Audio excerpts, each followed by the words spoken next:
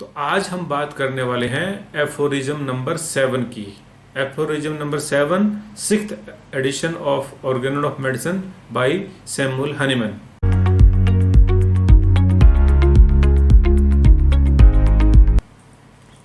Aphorism लंबा है और इसका फुटनोट भी लंबा है।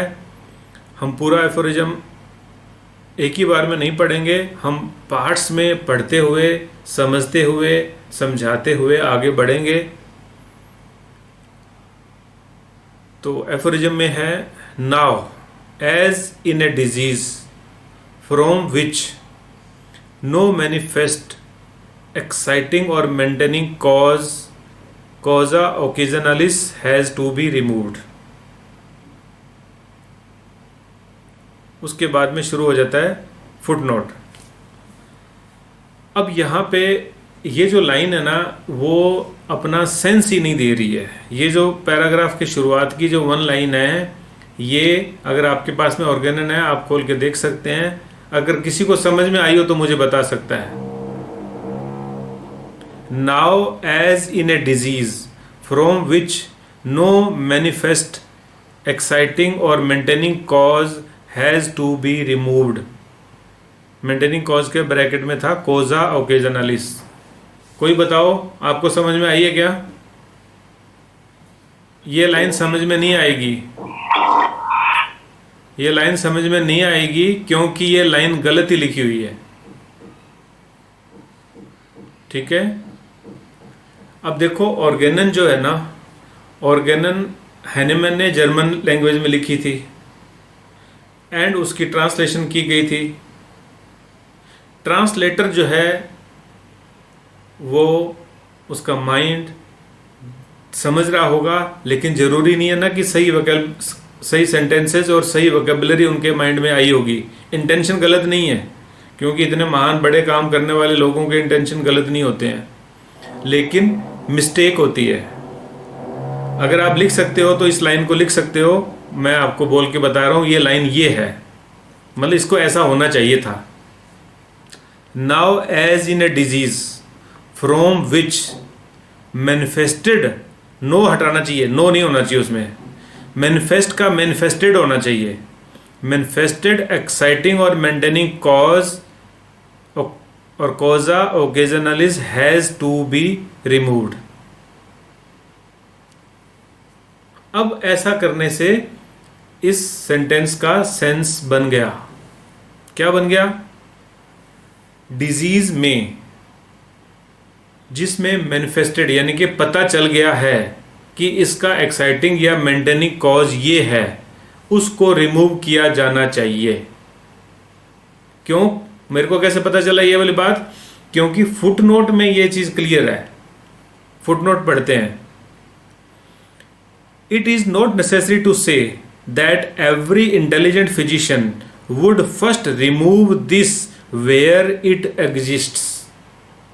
कि कोई भी जो इंटेलिजेंट फिजिशियन है वो रिमूव करेगा सबसे पहले इसको जहां भी ये है। क्या चीज है? कोजा ओकेजनलिस, यानी कि मेंटेनिंग कॉज या exciting cause, disease causing factor remove करेगा कोई भी इंटेलिजेंट फिजिशियन है वो। समझ गए? डिटेल में जाएंगे। He will remove from the room strong smelling flowers. अगर रूम में स्ट्रॉन्ग स्मेलिंग फ्लावर्स है तो पेशेंट के पास से उसे रिमूव करना होगा। एलर्जी के केसेस में जैसे होता है वो। Which have a tendency to cause syncope and hysterical sufferings, जिसकी वजह से पेशेंट को हिस्टेरिकल सफरिंग हो रही है। ठीक है, लगता है ना जो मैंने बोला वो सही है।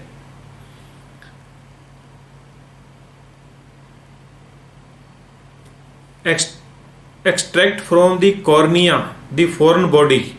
आंख में अगर कॉर्निया में कुछ फॉरेन बॉडी हो गई है उसको एक्सट्रैक्ट करेगा।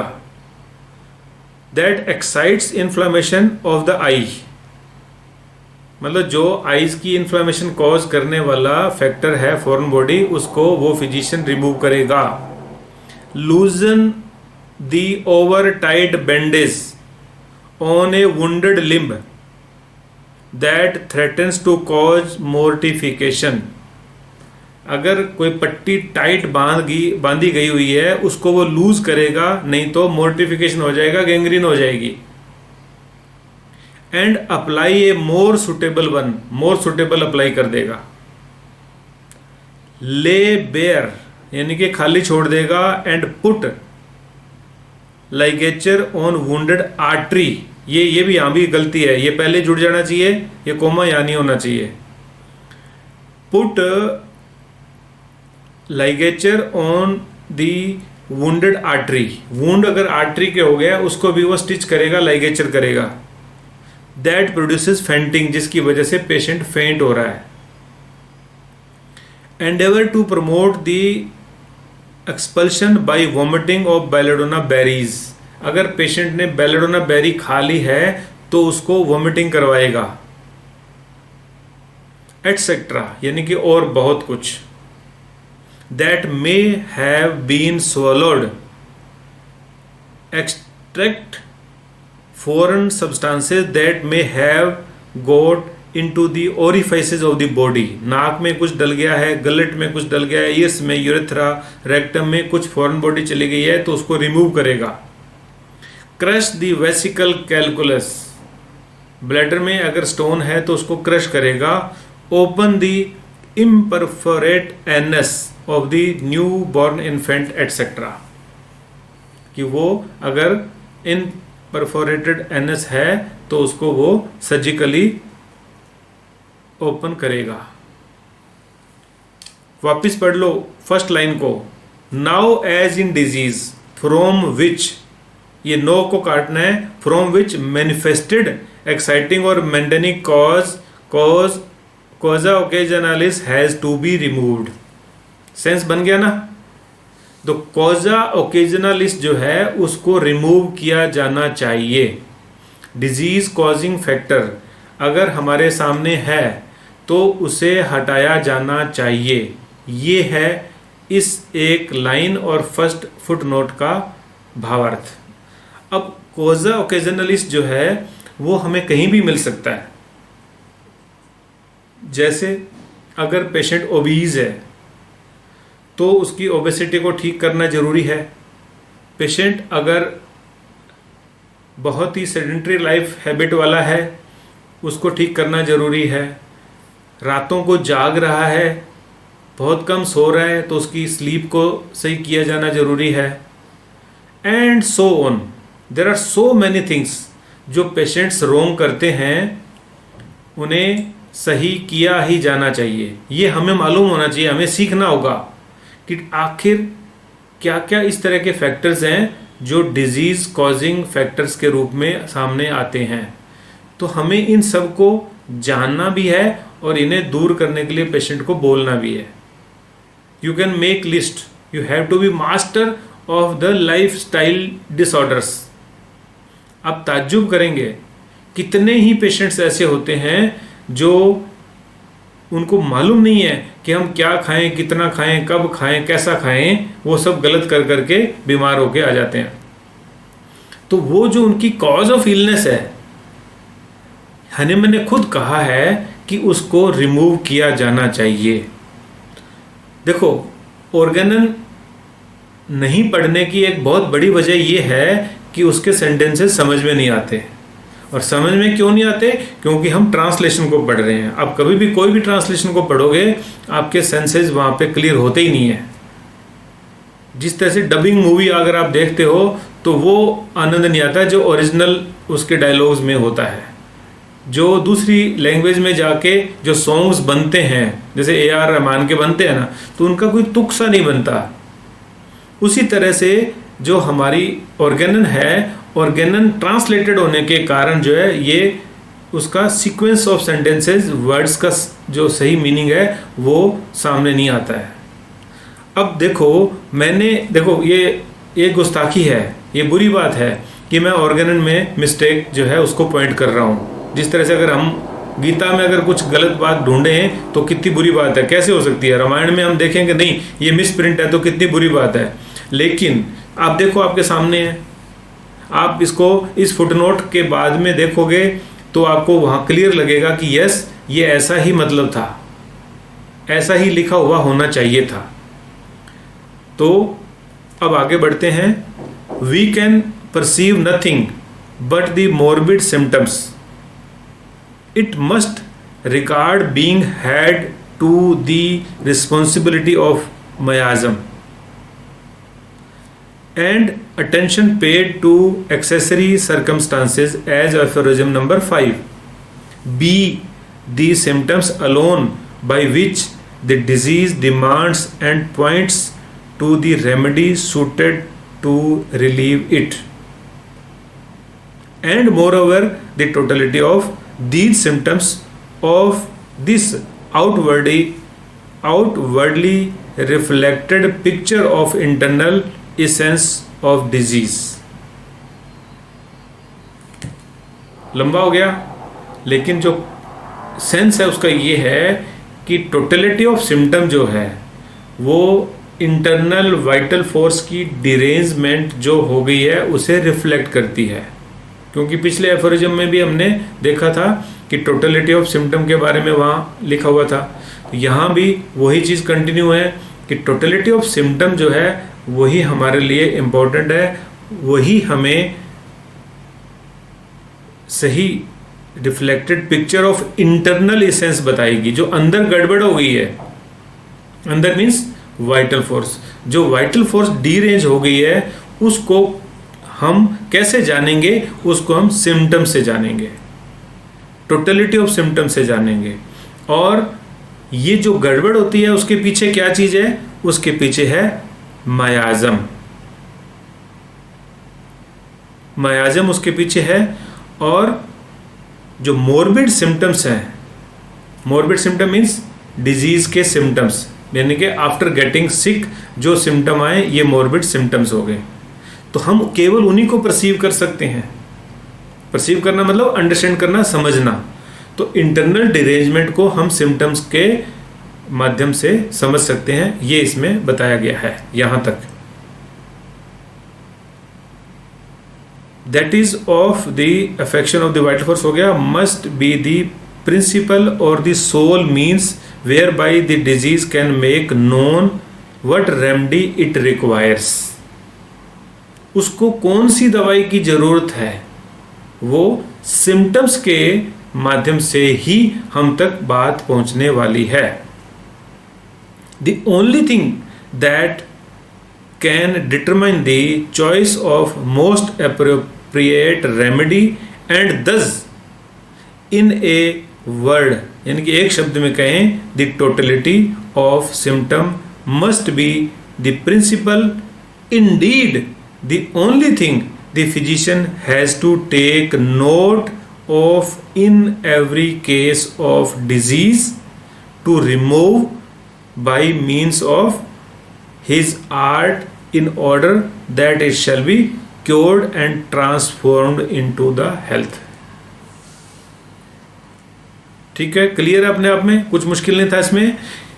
Indeed the only thing, बार बार बताया गया, only only only only means और कुछ नहीं करना। No need of any investigation, no need of making any theory, no need of any speculations, only thing physician has to take note of। एक ही बात का ध्यान कर लो कि in every case of disease totality ही हमारे लिए important है। And अपनी आर्ट के द्वारा, अपनी कला के द्वारा, अपने साइंस के द्वारा जो हमने हेल्थ को ठीक करना है, ट्रांसफॉर्म करना है इनटू द हेल्थ, ये पॉसिबल है टोटलिटी ऑफ सिम्टम से जो मेडिसिन सेलेक्ट करेंगे उसके द्वारा। टोटलिटी के बाद में एक और एफोरिज्म है, वो है ये वाला। In all times the old school physicians, old school किसको बोला जाता है? एलोपैथी को। In all times old school physician not knowing how else to give relief. Allopath doctor को नहीं मालूम कि रिलीफ कैसे दिया जाना चाहिए। Have sought to combat, combat किसको कहते हैं? फाइट और एनकाउंटर को। Have to sought to fight and if possible to suppress by medicines. अगर उनके पास कुछ है, कुछ पॉसिबिलिटी है, तो वो मेडिसिन से उसको सप्रेस कर देते हैं. किसको? सिम्टम्स को. जो टोटलिटी है उसको हाइड कर देते हैं. Here and there a single symptom from among a number of disease, a one-sided procedure. जैसे भी कोई पेशेंट बीमार होता है तो उसको डिफरेंट सिम्टम्स होते हैं, और वो लोग क्या करते हैं, जो मोस्ट पेनफुल या मोस्ट जो भी वो कर सकते हैं अपना, वो एक सिम्टम को उठाते हैं और उसको सप्रेस कर देते हैं जो भी उनकी पॉसिबल मेडिसिन है उसके द्वारा. इसको उन्होंने क्या बोल दिया, हैनीमैन ने बोल दिया, this is known as one sided procedure which under the name of symptomatic treatment. Symptomatic treatment के नाम पर उन्होंने ऐसा कर दिया. Has justly excited universal contempt. Contempt किसको बोलते हैं? कुदरत के खिलाफ जाने वाला काम. जैसे कोर्ट का कंटेम्प्ट करते हैं, कंटेम्प्ट ऑफ कोर्ट, अवहेलना करना.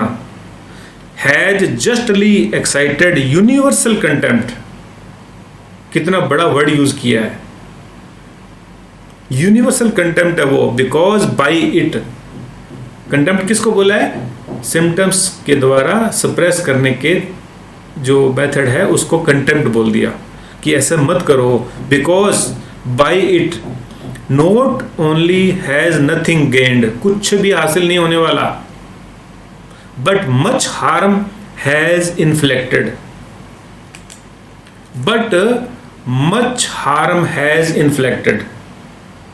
कुछ फायदा नहीं होने वाला, बहुत सारा नुकसान तो तुम कर ही दोगे. देखो कितना बढ़िया लिखा हुआ है. A single one of the symptoms present is no more the disease itself than a foot of is the man itself. जैसे एक इंसान का पैर होता है ना, फुट है तो क्या है वो? नथिंग ना. ऐसे ही single symptom is nothing. The procedure has so much the more रिप्रीहेंसिबल.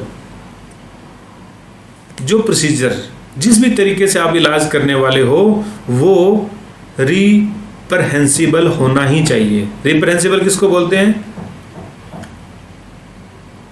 नहीं, उल्टा हो गया. This procedure has so much the more कहाँ चला गया? दिस प्रोसीजर वाज हैज नहीं sorry this procedure was so much the more reprehensible. Disturb नहीं करना भाई. ऐसा करना यानी कि इस तरह की प्रोसीजर करना, सिम्टोमेटिक ट्रीटमेंट देकर के डिजीज को सप्रेस करना, इसके लिए बहुत ही बुरा वर्ड यूज किया गया है, वो है रिप्रहेंसिबल. अब जब रिप्रहेंसिबल का मैंने वर्ड मीनिंग देखा तो दंग रह जाएंगे कि क्या क्या इसको गालियां बोल सकते हैं अपन, कि कितना अब्यूज किया है डॉक्टर हैनीमैन ने. क्या लिखा है? Deserving condemnation, disgraceful, blameworthy, wrong, bad, shameful, unforgivable, unjustifiable, regrettable, unacceptable, criminal, sinful, blamable, reproachable. कितना गलत है एक सिम्टम को लेकर के उसको ट्रीटमेंट दे देना और सिम्टम को सप्रेस कर देना. समझे? जो this procedure was so much the more reprehensible that such a symptom was the only treated by antagonistic remedy. जो antagonistic remedies हैं, antagonist means allopathic remedies.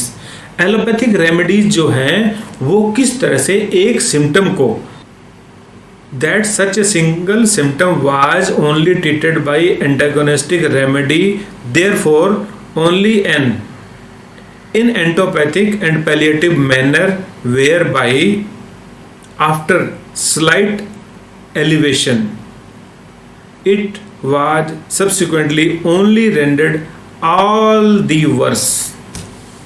इससे जो कुछ भी होने वाला है वो सब वर्स ही वर्स है, सब कुछ गलत ही गलत है। समझ गए मेरी बात को?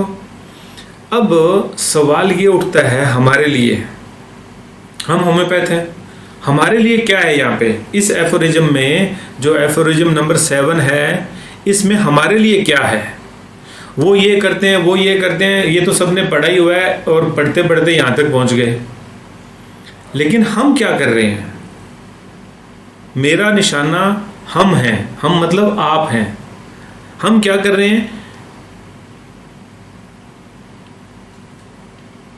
हम भी तो पॉलीफार्मेसी कर रहे हैं, हम भी तो एक एक सिम्टम के ऊपर दवाइयाँ दे रहे हैं कि डायरिया के लिए पोडोफाइलम दे दो, कफ कोल्ड हो गया तो आर्सेनिक दे दो, ये हो गया तो वो दे दो। तो what we are doing, we are doing the same thing.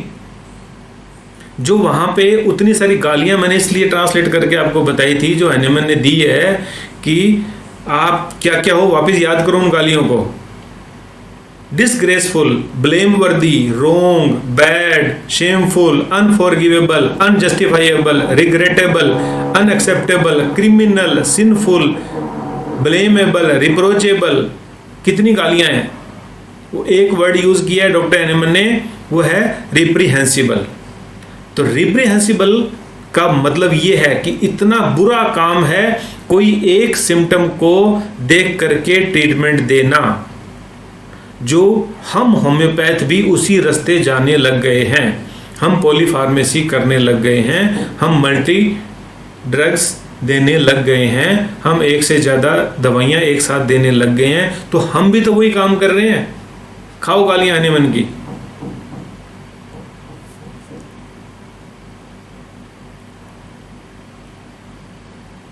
और इसके अलावा क्या गलत कर रहे हैं? हम में से कुछ लोग माइंड को देख के सिम्टम, कोई भी माइंड का सिम्टम देख के ट्रीटमेंट दे देंगे, कोई पैथोलॉजी के बेस पे दवाई दे देंगे, कोई केवल फिजिकल सिम्टम देख के दवाई दे देंगे, कोई मदर टिंचर ऐड जरूर कर देंगे, और न जाने कितनी चीज़ें। तो हम होम्योपैथ भी तो गलत रास्ते जा रहे हैं। हम होम्योपैथी को भी तो एलोपैथी के तरीके से देना शुरू कर दिए हैं। हमारे यहाँ भी लोगों ने डिजीज़ वर्सेस मेडिसिन बना ली हैं। तो क्या हमें अपने आप को नहीं सुधारना? हमने भी वो काम करना है क्या कि मेडिसिन के साइन और सिम्टम को सप्रेस नहीं करना है। टोटलिटी, क्योंकि सोल गाइड है नेक्स्ट मेडिसिन देने के लिए, उस गाइड को हमने बंद नहीं करना है। एफोरिज्म नंबर 7 इस बात के ऊपर पूरा का पूरा लिखा हुआ है कि सिम्टम नहीं, सिक को ठीक करना है, पेशेंट को एज ए होल हमने ट्रीटमेंट देना है। उसके मेंटल, उसके फिजिकल, उसके डिजीज के सिम्टम, उसके डिस्चार्जेस, इन सब को कंसीडर करके वाइटल फोर्स जो डिरेंज हो गई है उसको हमने अरेंज करना है, वापस से ठीक करना है। तो मैं समझता हूँ कि ये आज का एफोरिज्म नंबर 7 आप सबको अच्छे से क्लियर हो गया होगा।